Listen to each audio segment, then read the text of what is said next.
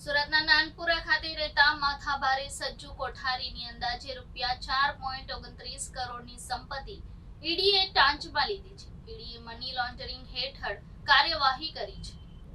સુરતમાં માથાભારે સાજિદ ઉર્ફે સજ્જુ કોઠારી, ગુલામ મોહમ્મદ કોઠારી, અલ્લાહ રખા ગુલામ મુસ્તફા શેખ અને તેના પરિવારને અંદાજે ₹4.29 કરોડની સંપત્તિ ઈડીએ ટાંચમાં લીધી છે.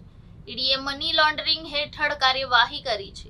સુરત પોલીસે સજ્જુ કોઠારી વિરુદ્ધ ખંડણી, હત્યા, અપહરણ, રમખાણો, લૂંટ, જુગારના 6 કેસ નોંધ્યા છે. 2 વર્ષ પહેલા તેની લેન્ડ ગ્રેબિંગ એક્ટ મુજબ ધરપકડ કરી પાછળથી ગુસ્સી ટોક હેઠળ પર ગુનો દાખલ કરાયો હતો.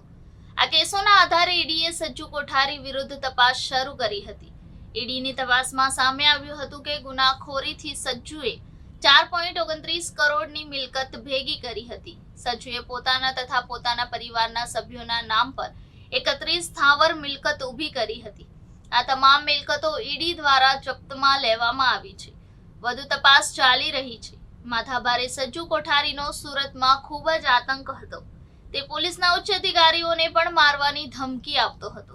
2 વર્ષ પહેલા 26 માર્ચ 2022ના રોજ સજ્જુ કોઠારીને તેના ઘરમાંથી જ પકડી પાડવામાં આવ્યો હતો.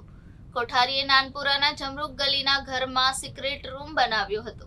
પોલીસે પકડવા ગઈ ત્યારે તે તેમાં છુપાઈ ગયો હતો. તે રૂમને તોડીને પોલીસે તેને પકડ્યો હતો. કુખ્યાત આરોપી સજ્જુ કોઠારીએ સરકારી જમીન પર ગેરકાયદેસર દબાણ કરી પાકું બાંધકામ કરી લોખંડનો તોતંગ ગેટ બનાવી દીધો હતો. સજ્જુએ 7520 ચોરસ મીટર જેટલી સરકારી જમીન પર દબાણ કર્યું હતું.